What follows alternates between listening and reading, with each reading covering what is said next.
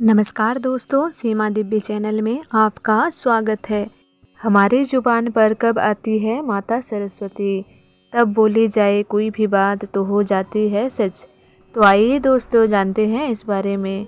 अक्सर आपने देखा होगा कि घर के बड़े बुजुर्ग भी किसी के बारे में बुरा या अपशब्द बोलने से पहले मना करते हैं, क्योंकि बड़े बुजुर्गों का मानना है कि उस दौरान देवी सरस्वती हमारी जेब पर बैठी हो सकती है और वही जाने अनजाने से बोले जाने वाली ऐसी बातें अक्सर सच हो जाती है।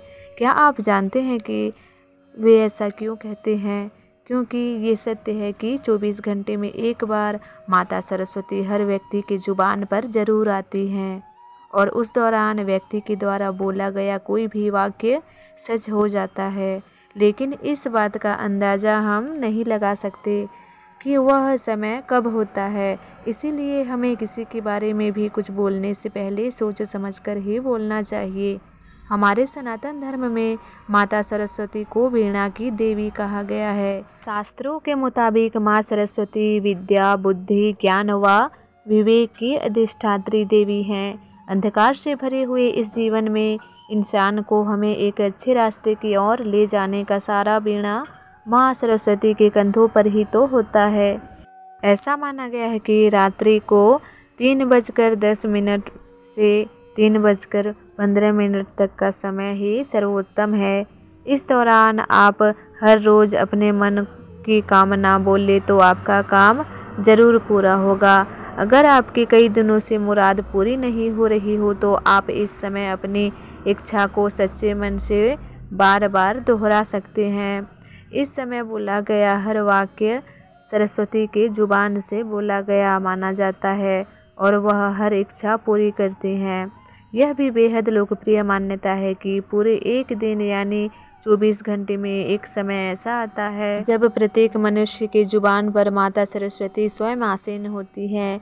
तो दोस्तों, धर्म पुराणों के अनुसार रात्रि के 3:10 से 3:15 का वह पास समय ही ऐसा होता है जो प्रत्येक मनुष्य की जुबान पर माता सरस्वती स्वयं आसीन होती हैं। अब आप सोचेंगे इस समय तो कोई जानता ही नहीं है, तो इस बात का क्या आशय हुआ? यदि आप दिन के 5-10 मिनट माता सरस्वती के नाम नहीं कर सकते तो क्या दोस्तों, ब्रह्म मुहूर्त के यह 5 मिनट ऐसा स्वर्णिम अवसर है आप लोगों के लिए। सच कहूँ तो यह वह चरम सीमा है जब हमें सिर्फ और सिर्फ भगवान को ही स्मरण करना चाहिए और किसी प्रकार के अपशब्द या नकारात्मक बातों का ध्यान नहीं करना चाहिए, क्योंकि इसका असर प्रातः काल तक रहता है। इसीलिए आपने प्रातःकालीन सूर्यास्त के बाद भी किसी प्रकार के शब्द या नकारात्मक बातों का वर्णन नहीं करना चाहिए। आपके जीवन पर यह आदत एक मेडिटेशन की तरह ही काम करेगा। सरस्वती का अर्थ है वह जो हमें आत्मज्ञान के सार की ओर ले जाती हैं। यदि आप वाणी के नियमों का पालन करते हैं तो माँ सरस्वती आप पर प्रसन्न होती हैं।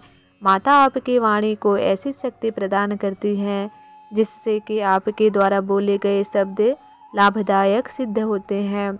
सदैव सत्य बोलने और पवित्र और दृढ़ निश्चय रखें और कुछ नहीं, केवल सत्य ही बोलें। यदि आपसे झूठ बोला जाए भी तो दिल से पश्चाताप करें और भगवान से क्षमा मांगें।